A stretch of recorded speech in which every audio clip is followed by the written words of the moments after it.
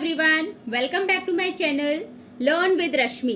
जैसा आप सभी जानते हैं, इस चैनल पर अकाउंटेंसी, बिजनेस स्टडीज और इकोनॉमिक्स से रिलेटेड वीडियोस हैं।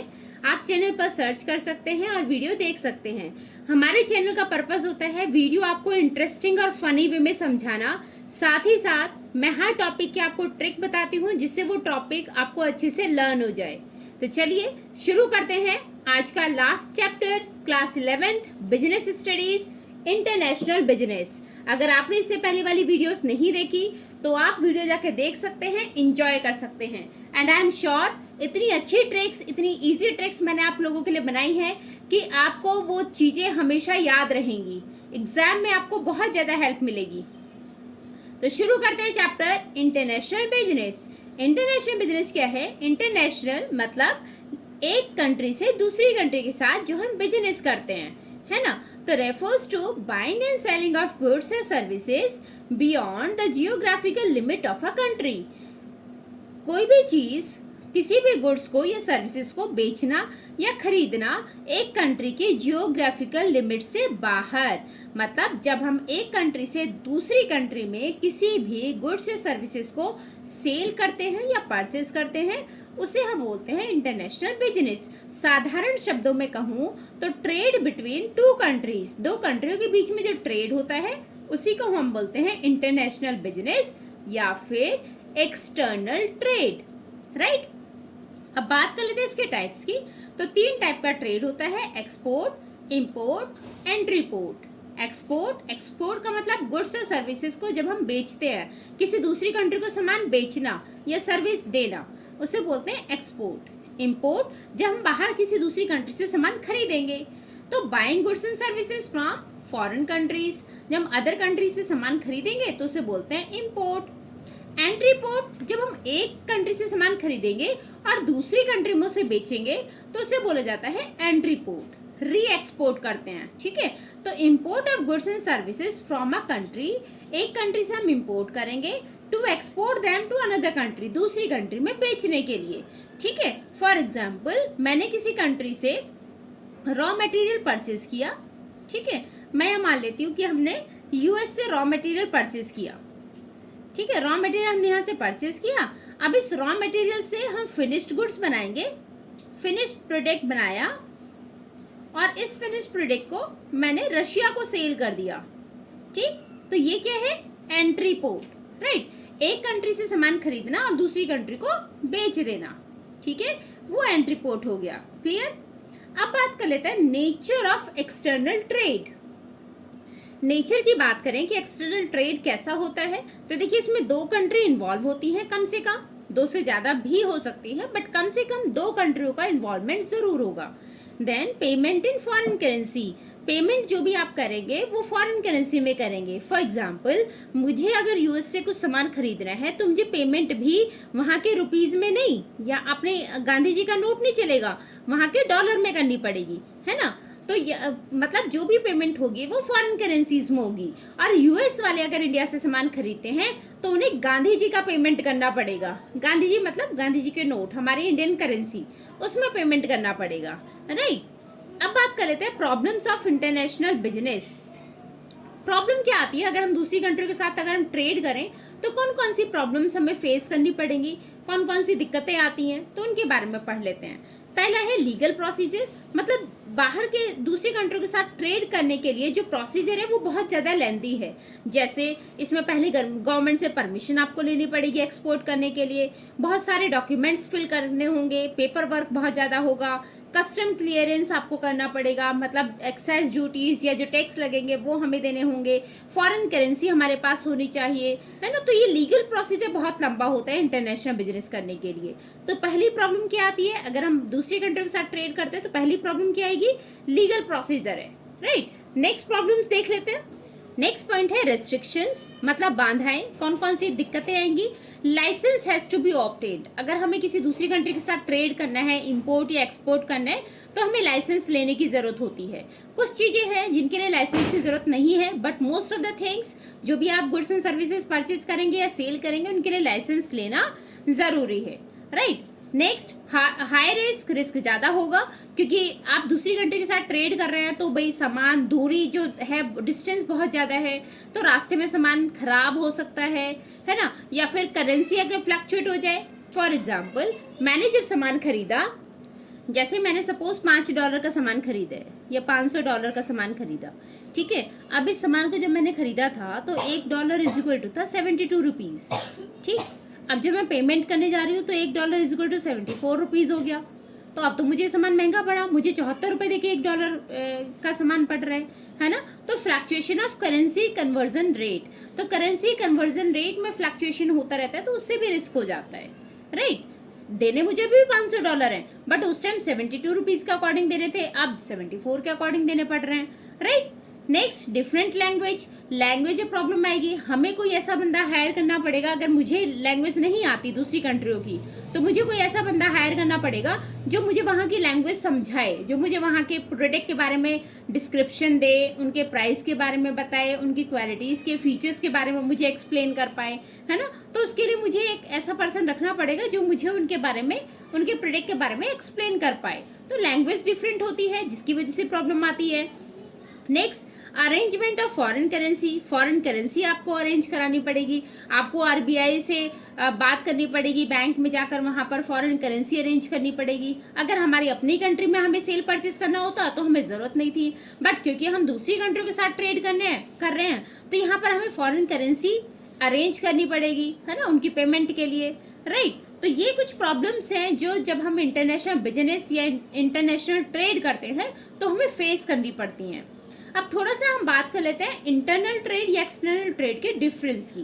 दोनों को एक बार अच्छे से देख लेते हैं कि इंटरनल या एक्सटर्नल ट्रेड में क्या क्या डिफरेंसेस हैं। देखिए, इंटरनल ट्रेड में अगर मैं मीनिंग की बात करूं तो ये एक ही कंट्री के अंदर होने वाला ट्रेड होता है, जबकि एक्सटर्नल ट्रेड एक कंट्री का दूसरी कंट्री के साथ ट्रेड होता है, मतलब कंट्री के बाहर आप ट्रेड कर रहे हैं, है ना। यहाँ पर इंटरनल ट्रेड में केवल एक ही कंट्री इन्वॉल्व होती है, जबकि एक्सटर्नल ट्रेड में 2 या 2 से ज़्यादा कंट्रीज इन्वॉल्व होंगी, कम से कम 2 कंट्री इन्वॉल्व होती हैं। इंटरनल ट्रेड में अगर रिस्क की बात की जाए तो यहाँ रिस्क कम होता है, क्योंकि डिस्टेंस कम है तो इसलिए रिस्क भी कम होगा। एक्सटर्नल ट्रेड की मैं बात करूँ तो यहाँ रिस्क ज़्यादा होता है, हाई डिग्री ऑफ रिस्क है। अगर हम करेंसी की बात करें तो इंटरनल ट्रेड में होम करेंसी यूज होती है। अगर मुझे अपने देश में ही सामान खरीदना है, बेचना है, तो गांधी जी का नोट चलेगा। लेकिन अगर मुझे दूसरी कंट्रियों के साथ ट्रेड करना है तो फॉरेन करेंसी मेरे पास होनी चाहिए, तो यहाँ पर ट्रेड फॉरेन करेंसी में होती है, ठीक है। इंटरनल ट्रेड में कोई लॉन्ग प्रोसीजर नहीं है, आप आराम से किसी भी स्टेट के साथ, किसी भी सिटी के साथ ट्रेड कर सकते हैं। लेकिन एक्सटर्नल ट्रेड के लिए बहुत सारे डॉक्यूमेंट्स आपको फिल करने होंगे, तो यहाँ का प्रोसीजर लंबा होता है, ठीक है। पेमेंट की बात करूँ तो इंटरनल ट्रेड में पेमेंट कैश या चेक से हो जाती है, जबकि एक्सटर्नल ट्रेड में जो पेमेंट होगी वो बिल ऑफ एक्सचेंज के थ्रू होगी। अभी बिल ऑफ एक्सचेंज क्या है हम वीडियो में आगे डिस्कस करेंगे, ठीक है। आगे मैं बात करूँ तो इंटरनल ट्रेड में नेशनल रूल्स एंड रेगुलेशंस को फॉलो किया जाता है, जो हमारे देश के नियम है, कायदे कानून है, हम उन्हें फॉलो करेंगे। जबकि एक्सटर्नल ट्रेड में हमें इंटरनेशनल रूल्स एंड रेगुलेशंस को फॉलो करना होगा, ठीक है। इंटरनल ट्रेड में अगर मैं ट्रांसपोर्ट की बात करूं तो जनरली हम रोड या railway mode of transport use करते हैं, रोड ट्रांसपोर्ट यूज करेंगे या रेलवे ट्रांसपोर्ट यूज करेंगे। जबकि एक्सटर्नल ट्रेड में सी या फिर एयर ट्रांसपोर्ट यूज होता है, क्योंकि डिस्टेंस ज्यादा होती है, राइट। तो ये थे कुछ डिफरेंस इंटरनल ट्रेड और एक्सटर्नल ट्रेड के। नेक्स्ट हम बात कर लेते हैं इंटरनेशनल ट्रेड की जरूरत क्या है, क्यों हम दूसरी कंट्री के साथ ट्रेड करें। तो इसका रीजन देख लेते हैं। पहला, one nation can't produce all that they need. देखिए, एक ही कंट्री में वो सारा सामान नहीं बन सकता जो वहाँ के लोगों की डिमांड है ना। वो एक ही कंट्री सारी चीजें नहीं बना सकती, स्पेशलिटी नहीं है सारी चीजों में, तो एक कंट्री के लिए पॉसिबल ही नहीं है कि वो सारी चीजें बना पाए। Then unequal distribution of natural resources. इसका रीजन ये भी है कि हमारी जो नेचुरल रिसोर्सेज है वो अनइवन है, कहीं पर कुछ रिसोर्सेज ज्यादा हैं तो कहीं पर कुछ रिसोर्सेज ज्यादा हैं। जैसे मैं अगर सऊदी अरब की बात करूँ तो वहां पर आपको तेल ज्यादा मिलेगा, है ना। लेकिन यहाँ मैं इंडिया की बात करूँ तो इंडिया में देखिए हमारी एग्रीकल्चर ज्यादा है ना। तो कहीं पर रिसोर्सेज कुछ और हैं, कहीं पर जो रिसोर्सेज है हमारे नेचुरल रिसोर्सेज, उनका इक्वल डिस्ट्रीब्यूशन नहीं है, राइट। तो उसकी वजह से भी हर कंट्री सारे सामान को नहीं बना सकता अपने देश में। Then availability of factors of production. Factors of production नहीं मिल पाते। अगर टेक्नोलॉजी है तो मुझे उसके अकॉर्डिंग लेबर भी चाहिए, land, labour, capital and entrepreneur, ये होता है ना फैक्टर्स ऑफ प्रोडक्शन। तो ये सारी चीज़ें मुझे चाहिए। तो कभी कभी ऐसा होता है कि हमारे पास टेक्नोलॉजी है लेकिन लेबर नहीं है, उस स्किल के हमारे पास लोग नहीं है काम करने के लिए, है ना। तो ये availability of factors of production की वजह से भी हम एक कंट्री से दूसरी कंट्री के साथ ट्रेड करते हैं। Then difference in labour and productivity cost. अगर लेबर है, कभी कभी ऐसा होता है कि जो लेबर है या प्रोडक्टिविटी कॉस्ट है, अगर मैं दूसरी देश से वो सामान मंगा लूँ तो मुझे सस्ता पड़ेगा इनफैक्ट अपने देश में खरीदने की, क्योंकि हो सकता है दूसरे देश में उसका प्रोडक्शन बहुत ज़्यादा हो रहा हो जिसकी वजह से वो मुझे सस्ता मिल जाए, और मेरी कंट्री में वो चीज़ें कम हो जिसकी वजह से उसकी कॉस्ट ज़्यादा हो, कीमत ज़्यादा हो जाए, तो मुझे दूसरे देश से खरीदने में फ़ायदा है, इसीलिए हम ट्रेड करते हैं, राइट। तो इंटरनेशनल बिजनेस क्यों किया जाता है, आई होप आप लोगों को अच्छे से क्लियर होगा।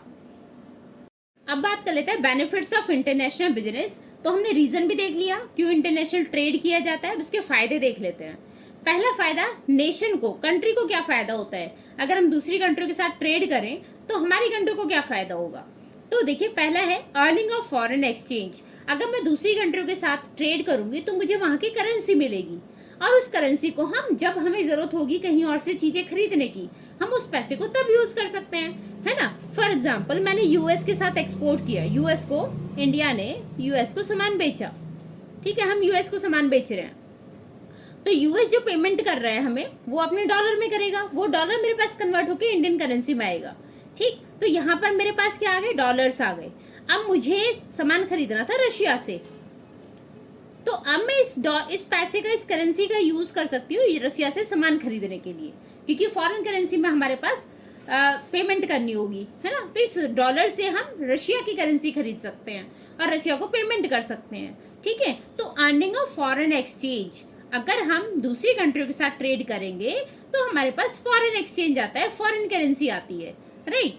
Then more efficient use of resources, हम रिसोर्सेज का ज़्यादा अच्छे से यूज़ कर सकते हैं। भाई जो चीज़ मेरे पास नहीं है हम दूसरी कंट्री से खरीद सकते हैं, या जो चीज़ मेरे पास ज़्यादा हो रही है उसे हम दूसरी कंट्री को एक्सपोर्ट कर सकते हैं, राइट। तो एफिशिएंट यूज़ कर सकते हैं हम रिसोर्सेज का। Then improving growth prospectus, obviously जब हम रिसोर्सेज का अच्छे से यूज़ कर रहे हैं, हमारे पास जो सरप्लस था हम दूसरी कंट्रियों में एक्सपोर्ट कर रहे हैं, तो हमारा प्रॉफिट मार्जिन बढ़ेगा, हम अपनी कंट्री को ग्रो कराने में हेल्प करेंगे, तो हमारी कंट्री ग्रो करेगी, है ना। हमारी कंट्री ग्रो कर रही है, ठीक है, एक्सपोर्ट हमारे पास ज़्यादा आ रहा है, ग्रोथ हमारी कंट्री में हो रही है, और अगर हमें हमारे पास कुछ चीज़ें अवेलेबल नहीं है, हम दूसरी कंट्री से उन्हें खरीद रहे हैं, है ना। तो जब हम यहाँ से ग्रोथ भी कर रहे हैं, दूसरी कंट्री से हमारे पास सामान भी आ रहा है, हमारे पास लॉट ऑफ चॉइसेस हो गई, वैरायटी बहुत सारी हो गई, है ना। तो जब हमारे पास वैरायटीज होंगी तो अच्छी क्वालिटी का सामान भी आएगा, अच्छी क्वालिटी का सामान आएगा तो लोग अच्छी क्वालिटी का सामान यूज करेंगे, जिससे उनका स्टैंडर्ड ऑफ लिविंग इंक्रीज होगा, बढ़ेगा, है ना। फॉर एग्जाम्पल, कोई अंडर डेवलप्ड कंट्री है, उसके पास इतनी रिसोर्सेस नहीं है कि सामान बना पाए, है ना, तो वहाँ के लोगों को तो सामान ही नहीं मिल पाएगा अगर वो ट्रेड ना करे तो अगर हम दूसरी कंट्री के साथ ट्रेड करेंगे तो जो सामान हमारे पास नहीं है हम उन सामानों को भी यूज कर पा रहे हैं, उन चीज़ों को यूज कर पाएंगे, जिससे स्टैंडर्ड ऑफ लिविंग इंक्रीज होता है, ठीक है। आई होप आपको एक क्लियर हुआ होगा कि नेशन को क्या बेनिफिट है। अब बात कर लेते हैं इसके ट्रिक की। तो ट्रिक है एमई या ईएमआई, आप याद कर सकते हैं, एमई या फिर ईएमआई, ठीक है। तो नेशन को क्या बेनिफिट है, नेशन को ईएमआई मिल गई, राइट। तो EMI, E for earning of foreign exchange, M for more efficient use of resources, I for improving growth prospectus, I for increase standard of living, right. अब बात कर लेते हैं फर्म को क्या बेनिफिट है अगर हम दूसरी कंट्री के साथ ट्रेड करते हैं, तो हमारी कंपनियों को क्या बेनिफिट होगा, ऑर्गेनाइजेशंस को, फर्म्स को, उनको क्या फायदे हैं। First, way out to intense competition in domestic market, हम दूसरी कंट्रियों के साथ हम कंपटीशन कर पाएंगे, है ना। हमें ये पता रहेगा कि हम कितने लेवल पर हैं, हमें कितना इम्प्रूव करना है, हम दूसरी कंट्री को प्रोडक्ट देख पाएंगे, उनसे हम फिर सीख पाएंगे, उनसे कॉम्पिटिट कर पाएंगे, हमें दूसरी कंट्रियों के बारे में पता चलेगा, है ना, तो उनके मार्केट के बारे में पता चलेगा, तो हम क्या कर पाएंगे, कॉम्पिटिट कर पाएंगे। जब हमें उनकी कंट्रियों के टेस्ट के बारे में, प्रेफरेंसेस के बारे में पता चलेगा तो उस क्वालिटी का हम सामान बना पाएंगे और कॉम्पिटिशन कर पाएंगे। Then increased capacity utilisation, capacity utilisation में क्या होगा कि इंटरनल ट्रेड से ना प्रोडक्शन कैपेसिटी बढ़ती है। देखो अभी तक हम क्या कर रहे थे, हम केवल अपनी कंट्री के लिए बना रहे थे, प्रोडक्शन कर रहे थे। अब अगर हमें एक्सपोर्ट करने का ऑप्शन मिल जाए तो हमारे पास और ऑप्शन हो जाएगा, है ना। हम ज़्यादा प्रोडक्शन करेंगे, लार्ज प्रोडक्शन, जब भी देखो प्रोडक्शन ज़्यादा होता है तो कॉस्ट उसकी कम आ जाती है, तो इकोनॉमीज टू स्केल होगा, है ना। मेरा प्रोडक्शन ज़्यादा होगा और कॉस्ट कम पड़ेगी, सस्ता पड़ेगा मुझे सामान, राइट। तो हमारी जो हम अपनी कैपेसिटी का अच्छे से यूटिलाइज करेंगे, हमारे पास जो रिसोर्सेस है उनको ज़्यादा अच्छे से यूज़ कर पाएंगे। प्रोस्पेक्टस फॉर हायर प्रॉफिट, भाई एक कंट्री से में अभी हम सामान बेच रहे थे, अब हम दूसरी कंट्री में सामान बेच रहे हैं, तो ऑब्वियसली थोड़ा मार्जिन हमें ज़्यादा मिलेगा। जैसे आपने देखा होगा जो हम बाहर से सामान खरीदते हैं, है ना, अपनी कंट्री के कंपैरिजन में बाहर से जो सामान खरीदेंगे उस पर जो कभी कभी ऐसा होता है वो चीज़ें हमें सस्ती पड़ जाती है, क्योंकि वहाँ पर उनकी कंट्री में वो ज़्यादा हो रही होंगी। अभी तक क्या कर रहे थे, हम केवल अपने ही कंट्री में प्रॉफिट अर्न कर रहे हैं, अपनी कंट्री में सामान बना रहे हैं। अब यहाँ पर हमें बाहर एक्सपोर्ट करना है, सामान और ज़्यादा बनेगा तो सस्ता होगा तो हमें प्रॉफिट मार्जिन भी ज़्यादा होगा, हमें प्रॉफिट्स ज़्यादा होगा, ठीक है। तो अभी तक क्या कर रहे थे, हम केवल अपनी कंट्री में सामान बेच रहे हैं, अपनी कंट्री में सामान बेचते हैं तो उसका प्राइस कम होता है। अब हम अपने सामान को दूसरी कंट्री में बेचेंगे तो वो प्राइस थोड़ा ज़्यादा रहेगा, वो महंगा जाएगा, तो उससे हमें प्रॉफिट भी ज़्यादा होंगे। प्रोस्पेक्टस फॉर ग्रोथ, प्रॉफिट ज़्यादा होगा तो ग्रोथ भी ज़्यादा होगी, हमारी कंपनी ग्रो करेगी, डेवलप होगी, राइट। इम्प्रूव्ड बिजनेस विजन में हमें बाहर की कंपनियों के साथ कंपटीशन करने का मौका मिल रहा है, हमें अपने प्रोडक्ट को इंटरनेशनल मार्केट में शो करने का मौका मिल रहा है ना। बहुत सारी कंपनियां इंक्लूड होती हैं जिसमें कंपटीशन में, तो हमें उनकी टेक्नोलॉजी सीखने को मिल रही है, उनकी एडवांटेज हम ले सकते हैं, तो हमारी बिजनेस को एक नया विजन मिल जाता है कि हम आगे कैसे कंपनी को ग्रो करा सकते हैं, है ना, राइट। तो ये हो गया इम्प्रूव बिजनेस विजन। तो अभी तक जो हम केवल अपनी ही कंट्री में ट्रेड कर रहे थे, अब हमारा विजन बड़ा हो गया, हम दूसरी कंट्रियों के साथ ट्रेड कर रहे हैं, राइट। अब इसको कैसे लर्न करेंगे आप, इसके ट्रिक क्या है, फॉर्म को क्या बेनिफिट होता है, उसकी है विपी। W for way out to intense competition, I for increased capacity utilisation, P for prospectus for higher profit, P for prospectus for growth, I for improve business vision, right. तो ये इसके ट्रिक है VP, fine. अब आगे चलते हैं, mode of entering into international business, यहाँ हम बात करेंगे एक्सपोर्ट प्रोसीजर की। अगर हमें एक्सपोर्ट करना है तो उसके लिए क्या क्या प्रोसीजर्स हैं, उन स्टेप्स के बारे में हम बात करेंगे, ठीक है। तो थोड़ा ध्यान से पढ़ना, इम्पॉर्टेंट टॉपिक है, ध्यान से सुनना, एग्जाम्स में ज़्यादा पूछा जाता है, राइट। तो फर्स्ट स्टेप है receipt of inquiry and sending quotation.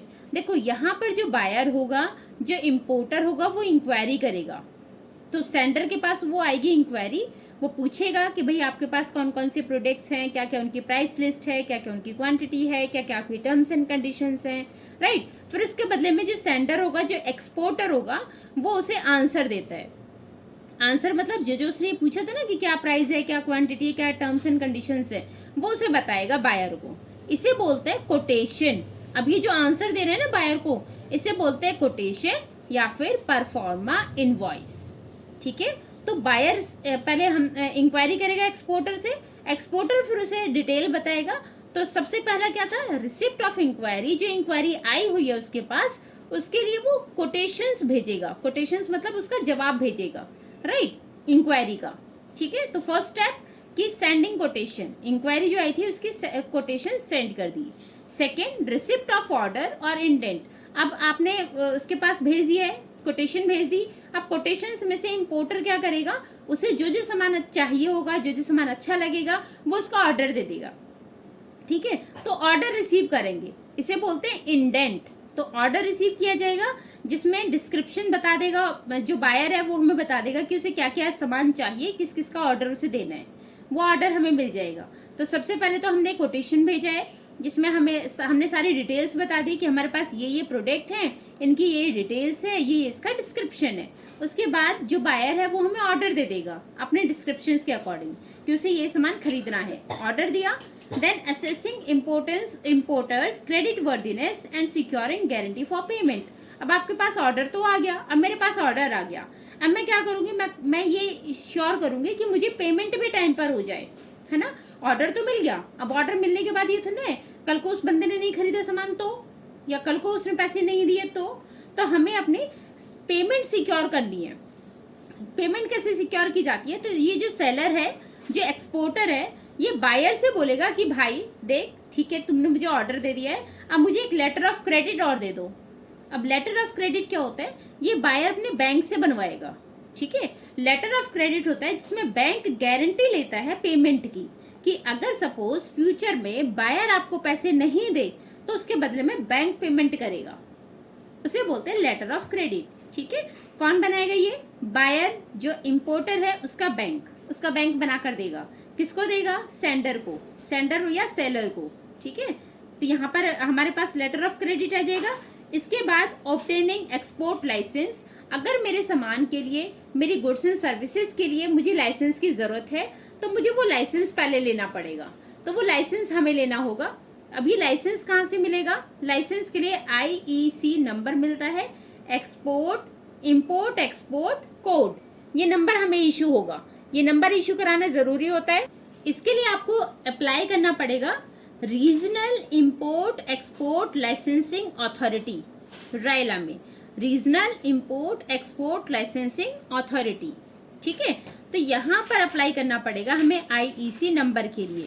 इसमें कुछ डिटेल्स देनी होती हैं, पहले फॉर्म के साथ आप कुछ डिटेल्स देंगे, जैसे पर्सनल रिकॉर्ड दिया, बैंक रिसिप्ट, जो भी फीस लगेगी उसकी रिसिप्ट आपको देनी है। फिर बैंकर आपको सर्टिफिकेट प्रोवाइड करेगा कि हाँ उसे पैसे मिल चुके हैं, चार्जेस आ चुके हैं।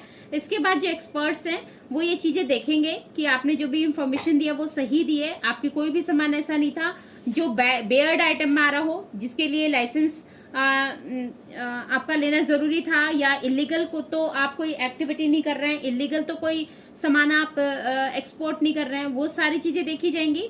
इसके बाद एक्सपर्ट्स आपको IEC नंबर जनरेट कर देते हैं, ठीक है। तो यहाँ से फिर IEC नंबर मिल जाएगा, राइट। तो regional import export licensing authority अगर सेटिस्फाई होगी तो IEC नंबर आपको इश्यू कर दिया जाएगा। फिर से देख लेते हैं चारों पॉइंट। सबसे पहले क्या था कि हम जो इंक्वायरी आई हुई है उसका आंसर देंगे, उसके लिए कोटेशन भेजेंगे, देन उसके बाद ऑर्डर मिल जाएगा हमें। ऑर्डर मिलते ही हम लेटर ऑफ क्रेडिट मांगेंगे, जो हमसे सामान खरीद रहे हैं उससे लेटर ऑफ क्रेडिट मांगा जाएगा। उसके बाद IEC नंबर के लिए अप्लाई करेंगे, ठीक है।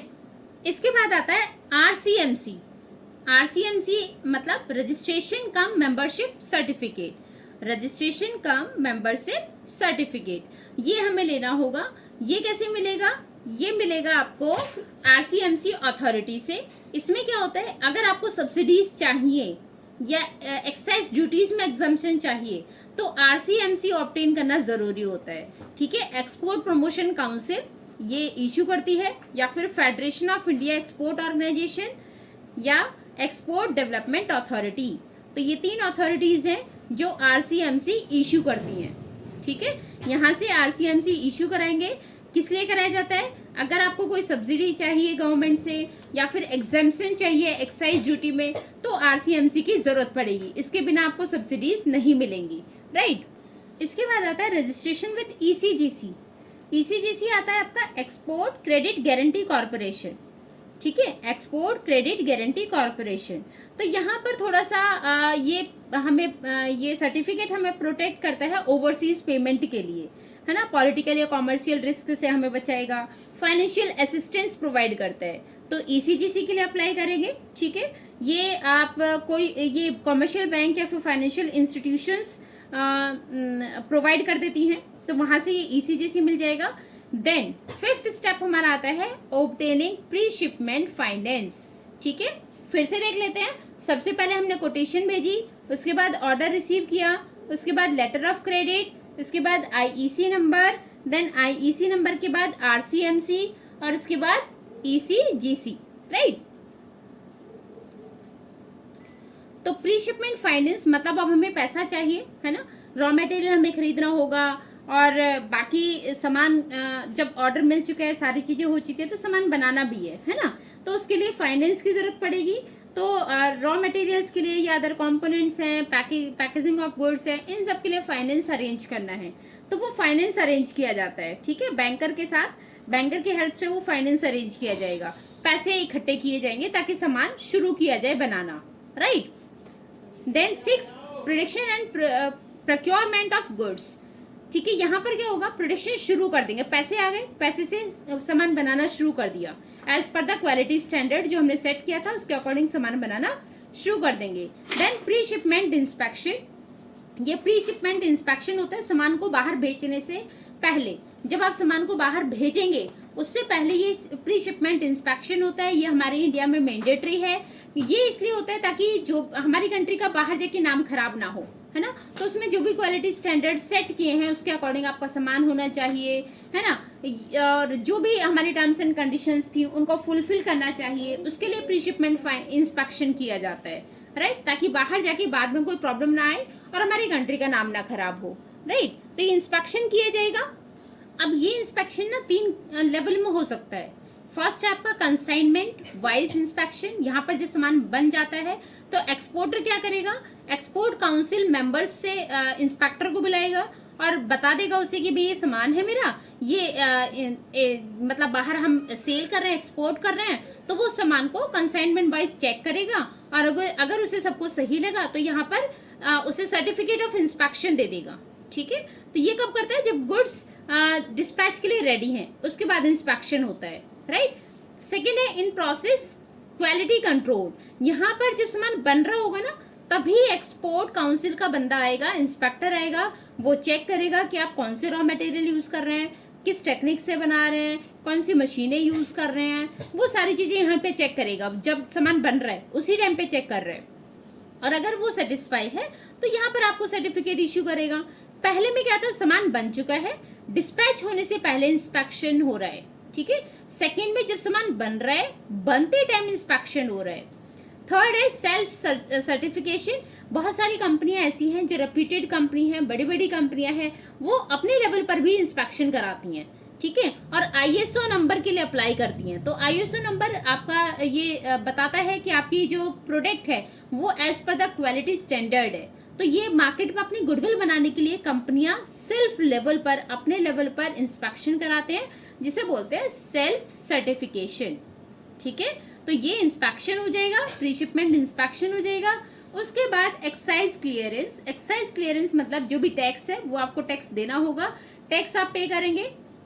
अगर फॉर एग्जाम्पल आपका टैक्स फ्री था, आपके प्रोडक्ट पे टैक्स नहीं लगना, तो वो रिफंड हो जाता है, फिर एक्साइज ड्यूटी नहीं लग रही तो वो आपको वापस मिल जाएगी, ठीक है। जैसे हमने अभी पीछे पढ़ा था ना आरसीएमसी में कि वो टैक्स सब्सिडीज के लिए इश्यू कराया जाता है ना, तो वहां से तो वो बेनिफिट अगर आपको मिल रहा है तो अगर आप टैक्स दे भी चुके हैं तो वो टैक्स आपको रिफंड हो जाता है। तो यहाँ से एक्साइज क्लियरेंस है, मतलब सारे टैक्स वगैरह देने होंगे, ठीक है। आरसीएमसी आप दिखा देंगे यहाँ पर, और अगर टैक्स एग्जम्पशन था आपका सामान तो वो टैक्स आपको रिफंड हो जाएगा, right. Then obtaining certificate of origin, कुछ कंपनियां क्या होती हैं सर्टिफिकेट ऑफ ऑरिजिन मांगती है, मतलब ये प्रूफ कि ये सामान आपके कंट्री में ही बना है, उसके लिए सर्टिफिकेट ऑफ ऑरिजिन मांगती है। इससे क्या होता है, कभी कभी कुछ कंपनियां ना ये सर्टिफिकेट ऑफ ऑरिजिन के बेसिस पे सब्सिडीज भी देती है ना, तो कुछ ही इसके लिए मांगती भी है, कुछ जो इंपोर्टर कंपनी होगी वो आपसे मांगेगी, तो उससे क्या होता है, उससे कुछ बेनिफिट्स हो जाते हैं, सब्सिडीज वगैरह मिल जाती हैं। जैसे अगर हमारी कंट्री के किसी कंट्री के साथ अच्छे रिलेशन है दूसरी कंट्रियों के साथ, तो अगर हम सर्टिफिकेट ऑफ ऑरिजिन देंगे उन्हें तो उस पर सब्सिडीज मिल जाती है, डिस्काउंट्स मिल जाते हैं। तो ये सर्टिफिकेट ऑफ ऑरिजिन लेना है, ठीक है। ये एक प्रूफ है कि ये सामान उस होम कंट्री में ही बनाया गया है, एक्सपोर्टर की जो सामान बेच रहे हैं उसी की कंट्री में बनाया गया है, ठीक है। इसके बाद होता है रिजर्वेशन ऑफ शिपिंग स्पेस, फिर आप शिपिंग स्पेस शिप आप रिजर्व कराएंगे, शिपिंग ऑर्डर आप मतलब शिपिंग कंपनी के साथ आप कांटेक्ट करेंगे सामान को डिलीवर कराने के लिए, है ना। तो वहां तक सामान भेज रहे हैं तो कैसे भेजेंगे, तो वो शिपिंग स्पेस उसके वो रिजर्व कराया जाएगा, यहाँ से शिपिंग ऑर्डर मिल जाएगा, शिपिंग कंपनी ऑर्डर दे देती है, एक शिपिंग ऑर्डर दे देती है। मतलब शिपिंग ऑर्डर क्या है, इंस्ट्रक्शन दे दिया जाता है कैप्टन ऑफ शिप को, कि जो शिप का जो कैप्टन है उसे एक ऑर्डर दे दिया जाता है कि इन सामानों को आपको अपलोड कराना है, ठीक है, क्लियर। इसके बाद होता है पैकिंग एंड फॉरवर्डिंग। तो यहाँ पर जब ये शिपिंग स्पेस भी आपने करा रिजर्व भी करा लिया है ना, उसके बाद पैकिंग शुरू हो जाती है सामान को आगे भेजने के लिए। तो यहाँ पर कुछ डिटेल्स भेज दी जाती हैं, जैसे नेम और एड्रेस हो जाएगा इंपोर्टर का, वेट हो जाएगा, पोर्ट ऑफ शिपमेंट हो जाएगा, डेट हो जाएगी, कैसे सामान जा रहा है वो बता देंगे, राइट। तो यहाँ से पैकिंग भी हो गई सामान की। अब सामान जाने वाला भी है, ठीक है। तो यहाँ से एक रेलवे रिसिप्ट दी जाती है, देखो भाई पोर्ट तक आपको भेजना है सामान, तो रेल के थ्रू ही तो भेजोगे, तो वो रेलवे रिसिप्ट आपको मिलेगी। ये बता देंगे कि भाई सामान रेल यहाँ पर लोड हो चुका है, उसके बाद वो उस पर्टिकुलर शिप पर जाएगा। ठीक है, तो यहाँ से डिलीवर हो जाएगा सामान और एजेंट्स को बता दिया जाएगा कि भाई सामान यहाँ पर आ रहा है, वो डिलीवरी यहाँ पर होनी है। ठीक है, इसके बाद जब सामान आपका जाने वाला है, अब हम क्या कराते हैं, इंश्योरेंस करा लेते हैं अपने गुड्स का, क्योंकि ऑब्वियसली इतना लॉन्ग डिस्टेंस है तो सामान बीच में खराब हो सकता है, लॉस हो सकता है, डैमेज हो सकता है, कुछ भी है ना, तो उसके लिए इंश्योरेंस कराया जाता है। तो इन गुड्स को, उस अपने सामान को एक्सपोर्टर क्या कराएगा, इंश्योरेंस करा लेगा इंश्योरेंस कंपनी के थ्रू। नेक्स्ट आ जाता है कस्टम क्लियरेंस। कस्टम क्लियरेंस में यहाँ पर एक्सपोर्टर एक शिपिंग बिल बनाएगा। सबसे पहले शिपिंग बिल उसके पास होना चाहिए। तो ये जब शिपिंग बिल उसके पास हो जाएगा एक्सपोर्टर के पास, इसमें कुछ डिटेल्स होती हैं, जैसे कहाँ पर गुड्स को डिस्पैच करना है, डिस्चार्ज करना है, डेस्टिनेशन क्या है, एक्सपोर्टर का नाम, एड्रेस, ये सारी चीज़ें होती हैं, जिसके साथ उसे कुछ डॉक्यूमेंट्स लगाने पड़ते हैं। तो डॉक्यूमेंट्स में आ जाएंगे आपके जो एक्सपोर्ट का कॉन्टैक्ट होता है वो लगाया जाएगा, लेटर ऑफ क्रेडिट है, कॉमर्शियल इनवॉइस है, सर्टिफिकेट ऑफ ऑरिजिन है ना, सर्टिफिकेट ऑफ इंस्पेक्शन, ये सारे डॉक्यूमेंट्स यहाँ पे लगते हैं, या इंश्योरेंस पॉलिसी, वो सारे डॉक्यूमेंट्स लगेंगे। इसके बाद आपका जो सुप्रिटेंडेंट है, यहाँ पे जो पोर्ट सुप्रिटेंडेंट होगा वो कार्टिंग ऑर्डर दे देगा। ठीक है, ये कार्टिंग ऑर्डर मिल जाएगा। कार्टिंग ऑर्डर मतलब एक इंस्ट्रक्शन होता है, एक तरीके का अपने स्टाफ को इंस्ट्रक्शन दिया जाता है कि भाई पोर्ट पर जो सामान आ रहा है उसे मतलब डिलीवर कराना है, उसे अनलोड कर दे। ठीक है, और आगे मतलब उसका मूवमेंट शुरू हो जाए, तो उस सामान को वहाँ आगे भेजने की तैयारी शुरू कर दी जाती है। ठीक है, तो यहाँ पर आ गया ये कस्टम क्लियरेंस। तो वहाँ सारी चीज़ें आपका जो टैक्स वगैरह है, जो कस्टम क्लियरेंस करने के बाद ये कार्टिंग ऑर्डर मिल जाएगा और आपका सामान यहाँ से निकल जाएगा। ठीक है, इसके बाद आता है obtaining mate receipt. Obtaining mate receipt, देखिए यहाँ पे कैप्टन का जो शिप होगा वो मेट रिसिप्ट, उसे बोलते हैं मेट। ठीक है, मेट किसको बोलते हैं, कैप्टन ऑफ शिप को। तो ये क्या करेगा, मेट रिसिप्ट जो इसके पास होगी कि सामान लोड करने की जो परमिशन होगी उसे पोर्ट सुप्रिटेंडेंट को देगा। पोर्ट सुप्रिटेंडेंट इस रिसिप्ट को C&F एजेंट को देगा। इस मेट रिसिप्ट में name of vessel, berth, date of shipment, इससे रिलेटेड कुछ इन्फॉर्मेशन होती है। ठीक है, ये इन्फॉर्मेशन होगी जो ये कैप्टन ऑफ शिप किसको देगा, पोर्ट सुप्रिटेंडेंट को। पोर्ट सुप्रिटेंडेंट ये आगे किसको देगा, C&F एजेंट को। ठीक है, एजेंट्स को। देखिए बहुत सारी जो ये लीगल फॉर्मेलिटीज होते हैं ना, ये मैं और आप हम लोगों को नहीं पता होता, तो इसके लिए क्या करते हैं, एक एजेंट को हायर कर लेते हैं जो इन सब चीज़ों में एक्सपर्ट होता है, तो वो सारे क्लियरेंस कराता है, उसे बोलते हैं C&F एजेंट।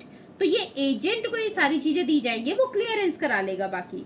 ठीक है, सारी जो भी कस्टम क्लियरेंस है वो सारा ये देखता है C&F agent. Payment of freight and insurance of bill of lading.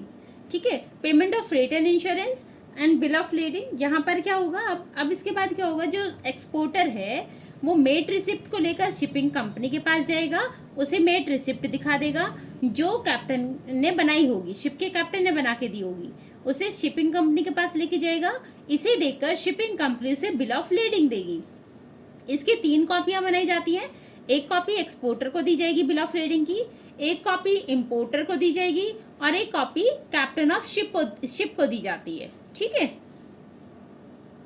Next preparation of invoice. Invoice का मतलब एक बिल बना दिया जाएगा, इसमें क्वांटिटी ऑफ गुड्स रहेंगी कि क्या कितनी क्वांटिटी गई है सामान की और कितना अमाउंट पे करना है इंपोर्टर को। ठीक है, तो क्वांटिटी एंड अमाउंट इसके बारे में डिटेल्स रहेंगी कि कितनी क्वांटिटी आपने भेजी है और इसमें पेमेंट कितना आना है।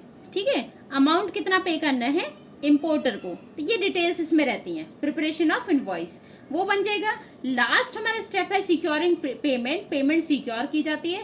अब देखिए ये जो सामान है ना, वो बायर को मतलब इंपोर्टर को तभी मिलेगा जब सेंडर उसे सारे डॉक्यूमेंट्स दे देगा। तो डॉक्यूमेंट्स हैं सेंडर के पास इन सारी चीज़ों के, मेट रिसिप्ट हो गया, बिल ऑफ लेडिंग हो गया, सर्टिफिकेट ऑफ इंस्पेक्शन हो गया, ऑरिजिन का सर्टिफिकेट हो गया। तो वो सारी जो कार्टिंग ऑर्डर के कस्टम क्लियरेंस के डॉक्यूमेंट्स हैं वो सारे डॉक्यूमेंट्स किसके पास हैं, सेंडर के पास। अब बायर को ये सामान तभी मिलेगा जब ये डॉक्यूमेंट्स बायर के पास आएंगे। तो यहाँ पर सेंडर बायर से बोलेगा कि भाई बिल ऑफ एक्सचेंज साइन करके दे दो और मैं तुम्हें डॉक्यूमेंट दे देता हूँ। तो बायर अगर बिल ऑफ एक्सचेंज को साइन कर देता है तो सेंडर जो एक्सपोर्टर था वो अपने सारे डॉक्यूमेंट बायर को दे देगा। इन डॉक्यूमेंट्स को दिखाकर ही बायर उस सामान को वहां से रिलीज करा सकता है। ठीक है, अब मैं बिल ऑफ एक्सचेंज की बात करूं तो ये दो तरीके का होता है, एक है डॉक्यूमेंट अगेंस्ट साइट, दूसरा है डॉक्यूमेंट्स अगेंस्ट एक्सेप्टेंस। तो इन दोनों को देख लेते हैं। तो पहला जैसे नाम से ही लग रहा है डॉक्यूमेंट्स अगेंस्ट साइट, यहाँ पर जब डॉक्यूमेंट्स तभी हैंड ओवर किए जाएंगे जब पेमेंट आ जाएगी। ठीक है, तो यहाँ पेमेंट कर देगा बायर तो उसे डॉक्यूमेंट मिल जाएंगे। यहाँ पर अगर डॉक्यूमेंट्स अगेंस्ट एक्सेप्टेंस, अगर वो बिल ऑफ एक्सचेंज पर साइन कर देता है तो उसे डॉक्यूमेंट्स मिल जाएंगे। तो ये दो तरीके को होता है, अब डिपेंड करता है इनके बीच में क्या कंडीशन थी और कौन से बिल ऑफ एक्सचेंज पर वो रेडी हुए थे। तो ये थे 17 स्टेप्स। फिर से एक बार फटाफट देख लेते हैं। सबसे पहले जो इंक्वायरी आई है उसका आंसर दे रहे हैं, मतलब कोटेशन भेजी जाएगी, ऑर्डर मिलेगा, ऑर्डर मिलने के बाद हम लेटर ऑफ क्रेडिट मांगेंगे इंपोर्टर से। जब वो लेटर ऑफ क्रेडिट हमें मिल जाएगा वो अपने बैंक से इश्यू कराएगा, लेटर ऑफ क्रेडिट मिल जाएगा तो हम एक्सपोर्ट लाइसेंस के लिए कोशिश करेंगे, एक्सपोर्ट लाइसेंस बनवाएंगे। इस लाइसेंस के लिए सबसे पहले आईईसी नंबर की जरूरत पड़ेगी जो हमें regional import export licensing authority से मिलेगा। इसके बाद आरसीएमसी से फायदा ये होता है कि सब्सिडीज मिल जाती हैं या फिर एग्जम्पशंस मिल जाता है, एक्साइज ड्यूटी। इसके बाद था ईसीजीसी जो पेमेंट सिक्योर करने में हेल्प करता है।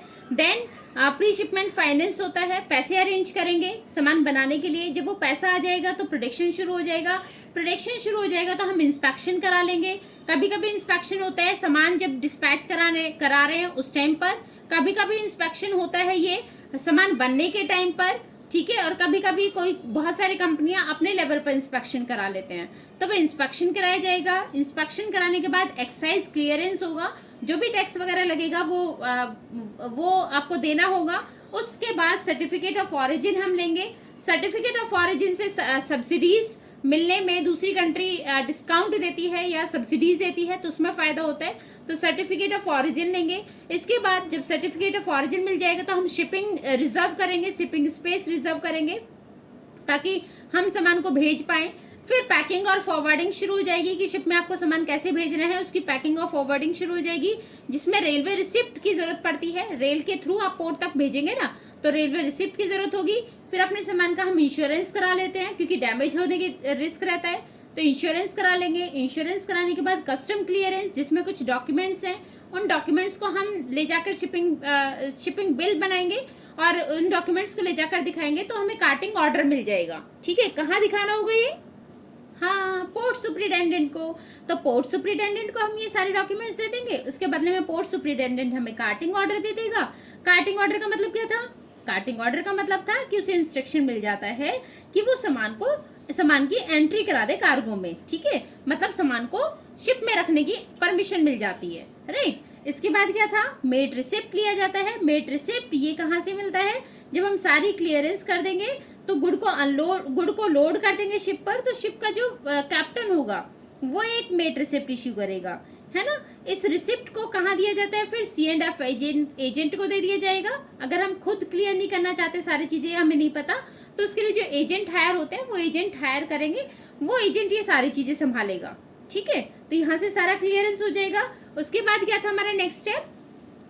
Payment of freight and insurance, freight and insurance, तो वो पेमेंट कर दी जाएगी। ठीक है, इसके बाद बिल ऑफ लेडिंग, मतलब जो सेंडर है वो शिपिंग कंपनी में जाएगा मेड रिसिप्ट लेकर, शिप जो कैप्टन ने दिया था उस रिसिप्ट को लेकर जाएगा, शिपिंग कंपनी से बिल ऑफ लेडिंग दे देगी। अब ये 3 जगह दिया जाता है, एक्सपोर्टर को भी देगी शिपिंग कंपनी, इंपोर्टर को भी देगी और कैप्टन ऑफ शिप को भी देगी, राइट। इसके बाद प्रिपरेशन ऑफ इनवॉइस प्रिपेयर किया जाता है, जिसमें क्वांटिटी डिटेल्स होती हैं, कितना सामान गया है, क्या उसकी पेमेंट होगी, कितना पेमेंट इंपोर्टर करेगा। देन इसके बाद पेमेंट को सिक्योर किया जाता है। इसमें सेंडर बायर को, ये जो एक्सपोर्टर है बायर को डॉक्यूमेंट्स तभी देगा जब वो बिल ऑफ एक्सचेंज देगा। ठीक है, तो ये बिल ऑफ एक्सचेंज पर साइन करता है तो ये डॉक्यूमेंट दे देता है। बिल ऑफ एक्सचेंज 2 तरीके का था, एक तो ये था डॉक्यूमेंट्स तभी दिए जाएंगे जब वो पूरी पेमेंट कर दे, दूसरा ऑप्शन ये था कि डॉक्यूमेंट तब दे दिए जाएंगे जब वो बिल ऑफ एक्सचेंज पर साइन कर दे। तो ये 17 स्टेप थे हमारे एक्सपोर्ट करने के प्रोसीजर में कि कैसे हमें एक्सपोर्ट करना है। अब यहाँ पर वही चीजें जो हमने यहाँ डिस्कस की थी। देखिए, एक्सटर्नल ट्रेड में जो एक्सपोर्ट में कौन कौन से डॉक्यूमेंट्स यूज हुए थे?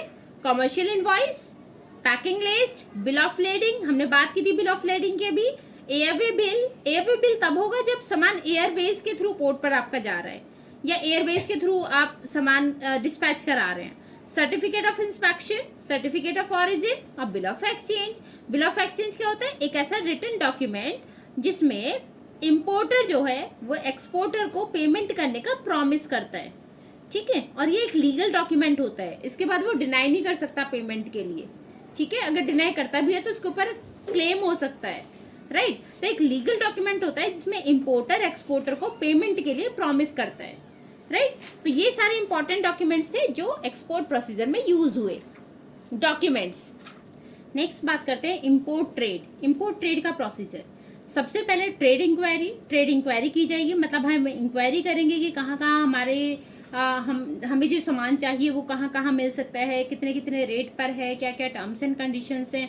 तो यहाँ ट्रेड से रिलेटेड इंक्वायरी की जाती है, ठीक है। सबसे पहले तो इंक्वायरी करेंगे हमें क्या सामान खरीदना है उससे related. Then procurement of import licence, फिर इम्पोर्टेड लाइसेंस लेना पड़ता है।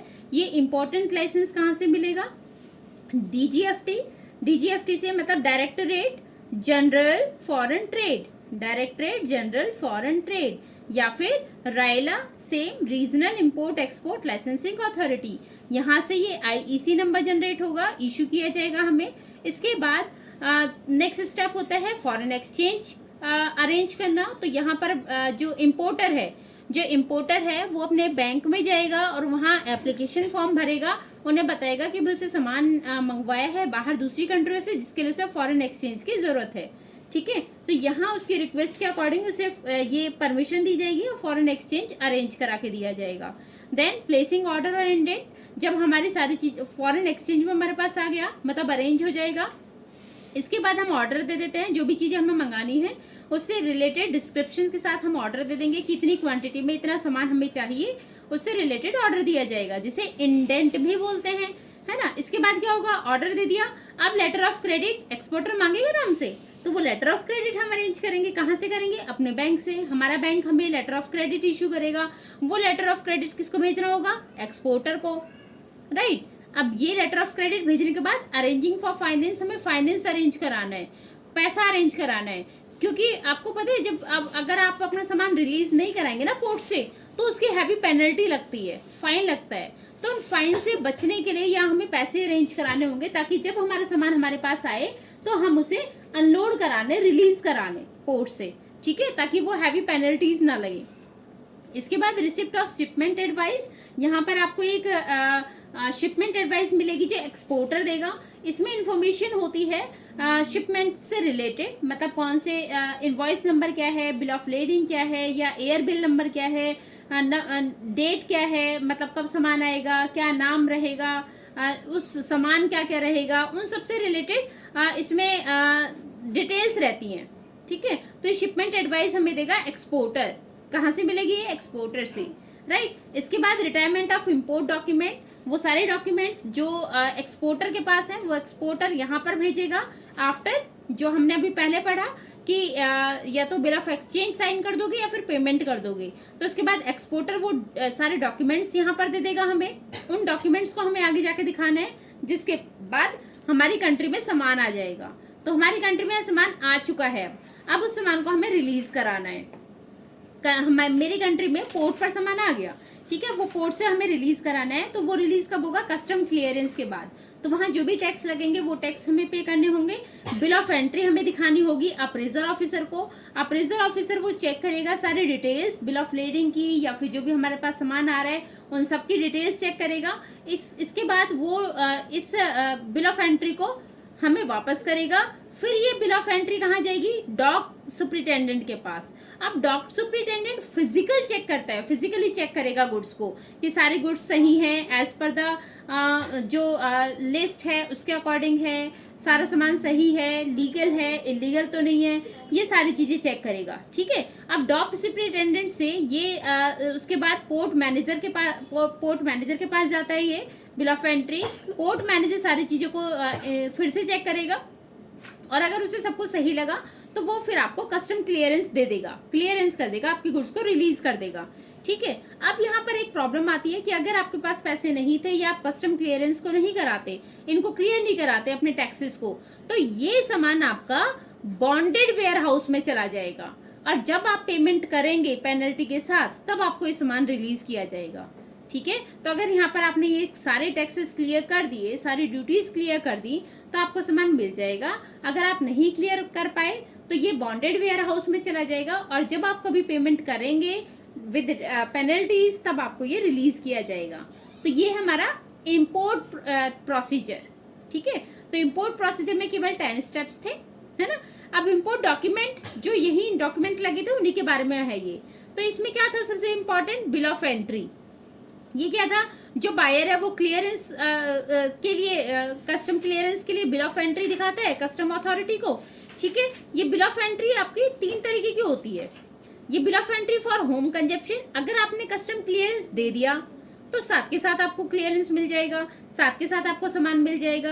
अगर आपने कस्टम क्लियरेंस नहीं दिया, नहीं किया, आपने टैक्स पे नहीं किए, तो वो कहाँ चला जाएगा, वेयर हाउस में। और जब आप वो कस्टम क्लियरेंस कर दोगे, जब आप ड्यूटीज टैक्स पे कर दोगे, तो फिर आपको ये bill of entry, bond bill of entry के थ्रू आपको वो सामान मिल जाता है, वापस दे दिया जाएगा, आपको रिलीज हो जाएगा।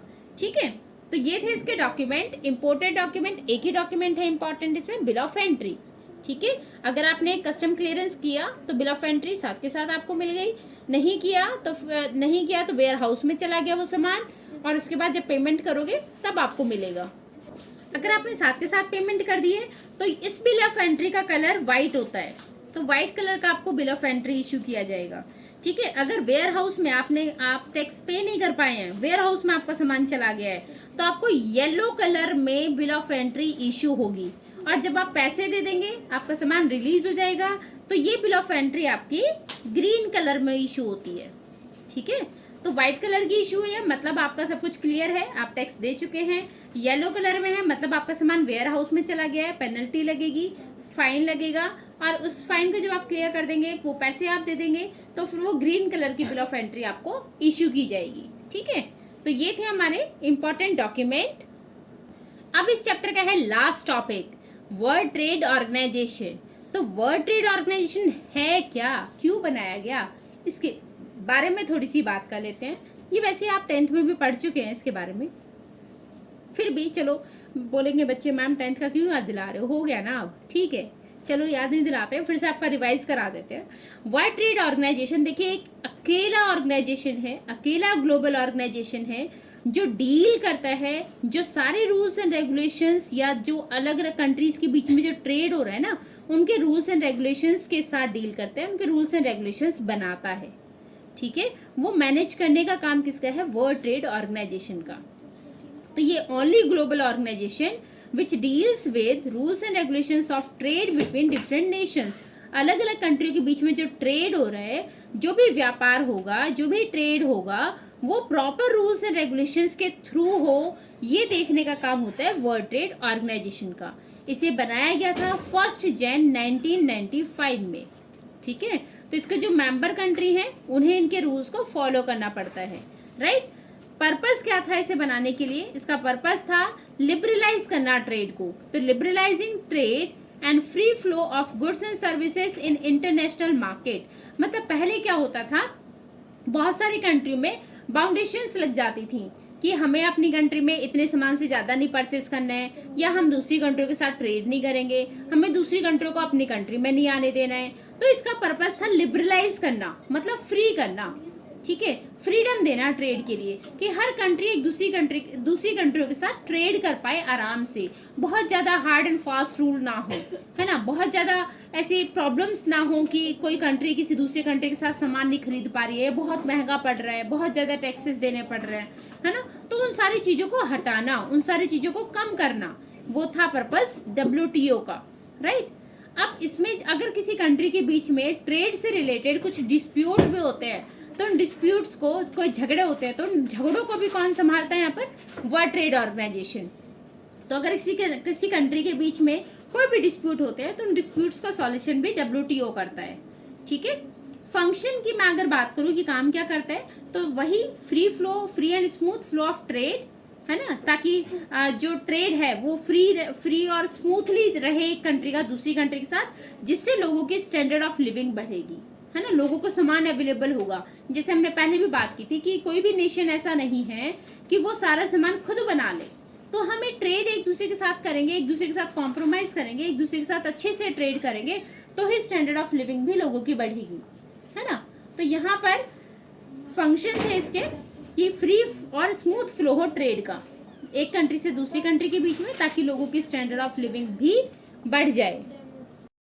बात करते हैं ट्रिक्स की। एक्सपोर्ट प्रोसीजर, इसके ट्रिक देखिए, ये इसके पॉइंट्स है सारे। इसके ट्रिक है, राजू रस्तोगी आकर 2 लड्डू, ये 2 जीरो है ना, इसको मैंने बना दिया 2 लड्डू, प्लेट में परोस कर बोला एक और पिक लेते हैं ओपी वाली, जिसे प्लीज शेयर कर देना। ठीक है, तो यहाँ पर देख लेते हैं इनका मतलब क्या था। आर से receipt of inquiry and sending quotation, R से रिसिप्ट ऑफ ऑर्डर और indent, A for assessing importers credit worthiness, O for obtaining export licence, O for obtaining pre-shipment finance, P for prediction and procurement of goods, P for pre-shipment inspection, E for excise clearance, O for obtaining certificate of origin, R for reservation of shipping space, P for packing and forwarding, I for insurance of goods, C for custom clearance, O for obtaining mate receipt, P for payment of freight and insurance of bill of lading, P for preparation of invoice, S for securing payment। तो यहाँ से आप याद कर सकते हैं, मैंने funny trick बनाने की कोशिश की है, बाकी आपको कोई बेटर ट्रिक मिले तो आप उससे लर्न कर सकते हैं, आप अपनी ट्रिक खुद बना सकते हैं। तो इन सब को एक ही सीक्वेंस में लर्न करने की जो ट्रिक है वो है, राजू रस्तोगी आकर 2 लड्डू प्लेट में परोस कर बोला एक और पिक लेते हैं और ओपी वाली, जिसे प्लीज शेयर कर देना। ठीक है, ऐसे ही नेक्स्ट ट्रिक है इंपोर्ट प्रोसीजर की। तो इंपोर्ट प्रोसीजर के ये हमारे पॉइंट्स थे। इसकी भी ट्रिक मैंने बनाई है कि तेरे पापा और पड़ोसी और आंटी रोज रोज एसी चलाने पर डांटते हैं। तेरे पापा और पड़ोसी और आंटी रोज रोज एसी चलाने पर डांटते हैं।